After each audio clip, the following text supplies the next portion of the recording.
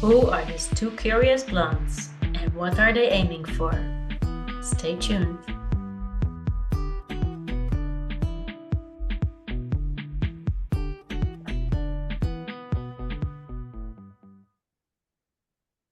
So, Helen, how did you become a mindfulness and well-being coach? Can you tell us about that? I can, Estelle. So I suppose the story started over 10 years ago when we came to live in Brittany in France. I was a teacher. I was teaching online, an English teacher. We came to France to renovate a little cottage and to live the French dream, really. And the dream was very different to reality, and it was a very hard life in rural France. Renovating, and I found I got quite down and depressed with everything. I missed my friends, I missed England, I missed my family. And it was quite strange because I found that I didn't have the normal support around, and I needed something to help me cope with this type of depression, really. And this is where I found mindfulness through yoga. And I started learning a lot about it and really exercising for myself, from the breathing to the whole mentality of mindfulness. And then a few years later, I found it was so successful for me that I wanted to share it. And that's when I became a teacher. I trained down in Totnes in Devon. And today I teach groups and individuals and share my mindfulness life. Um, yes, yeah, that's where it all started. Wow. And you're aiming mostly on women, right? Yes, Yeah. that's sort of my experiences with women and similar age group and things like that. Yeah. Yeah, more natural then, right? So, tell us, how can mindfulness affect your life in a good way? So I think, especially for women, when we begin things like the menopause and different things, we really don't know how to cope with anxiety, feelings, sleeplessness, changes to our body, changes to our lives, really. And what mindfulness does is give you really a toolbox to help yourself to try and become a lot more content and deal with these difficult emotions. So what I'm talking about are breathing exercises, different ways to actually calm yourself when you have these problems, and different ways to energize yourself as well. And of course, it's very current at the moment, well-being, and especially in Britain, we talk about mindfulness a lot. The NHS have taken it on to deal with many mental health problems. They teach it in schools to help children with anger problems and different things. So it's a big thing at the moment. And what I do is bring it to our generation, women, to see how it can help them and see how you can really choose to look after yourself and perhaps not depend on the medical profession the whole time. Yeah, I can see that, and we hear a lot about mindfulness these days, right? So thank you to bring us more insight in this. So next question is, what is your mindfulness mission? So yes, I think because I've had so much success, it's like magic for me. I just find that when I do some mindfulness, I go to a very calming place. It's given me a different outlook on life. I've become very content in life, and that's what I want to share. I want to share this great feeling with other women, and it's not expensive to do. You don't need lots of equipment. It's in you. And that's really my mission that I'd like to share with people. And once you do it, of course, it's like a ripple effect. So, your partner, your family, your friends, it can have an effect on them as well. Um, so yes, I'd love everyone to be doing just a little bit of mindfulness every day.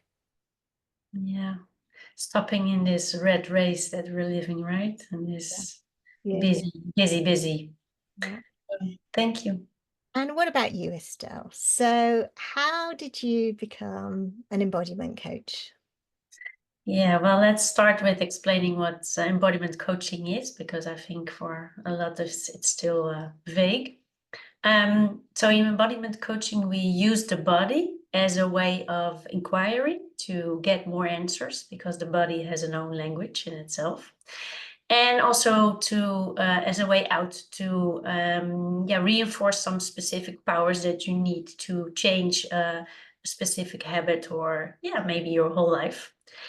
And that's in the end also my story. I made a lot of big choices in my life, really quite blunt and radical. And I recognized like 10 years ago, more or less 10 years ago, I was already going into more spiritual path. Next to American native traditions, I also discovered Buddhism. And of course, I hear a lot of you on your mindfulness. This is also something that I incorporated in my life.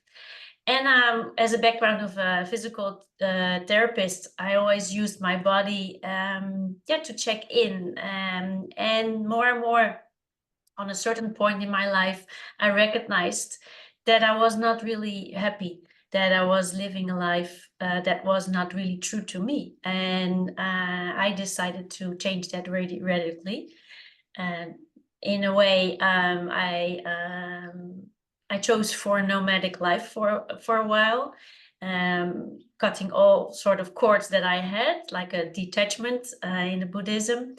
And eventually, having a big vision during my meditation, I stepped into another journey. I moved within 3 months to Portugal.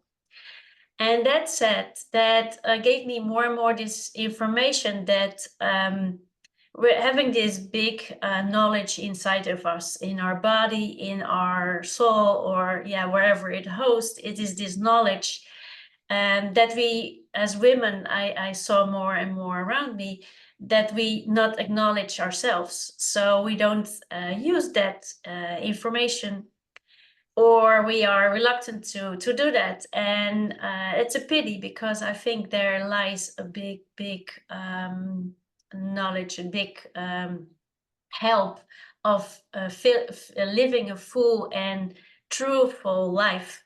And I can see also that in that there's this truth in us that we don't express.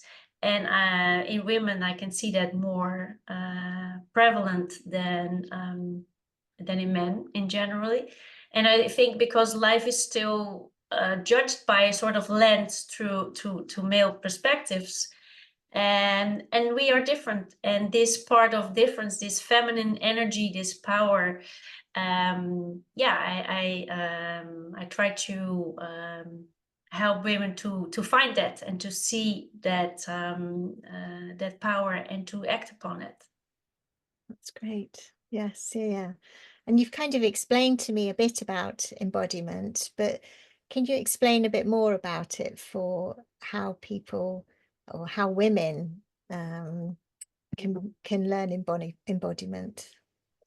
Yeah, well, in a way, it says the word, it's the language, of course, embodiment. It's like a sort of personalizing some kind of energy, or some kind of emotion, or some kind of flow.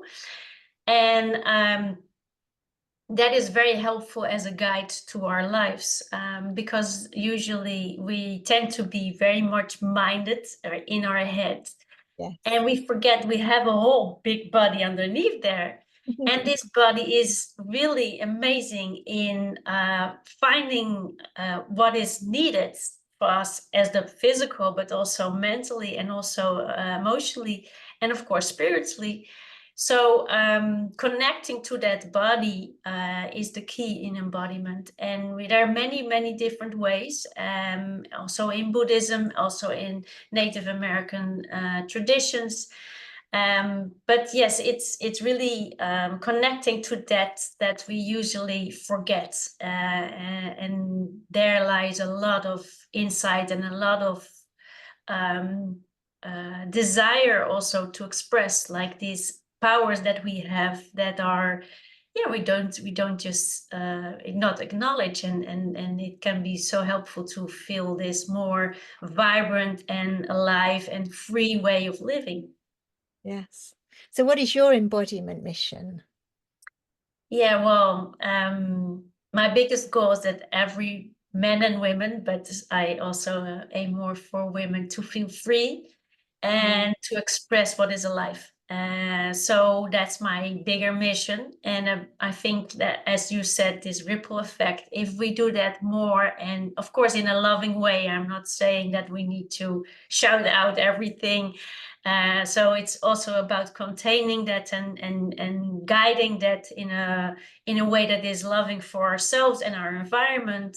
We radiate something, and that will bring also good to others. If we take care of ourselves and be loving to ourselves and what is alive in us, and dress that in relationship, because in the end we're all related, we're always in relationship, the other will be affected in a hopefully positive way, and maybe even also inspired to do things more embodied. Lovely. I love it.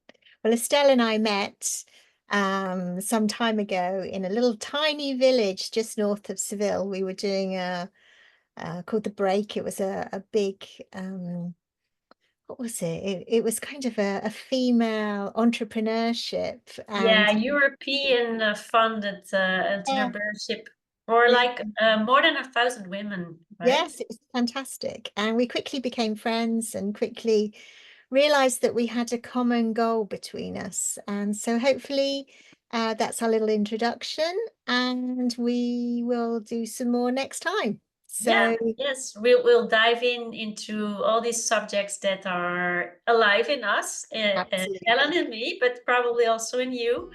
And we are excited to share all these ideas and insights and thoughts. So till next time. Next time. Thank you.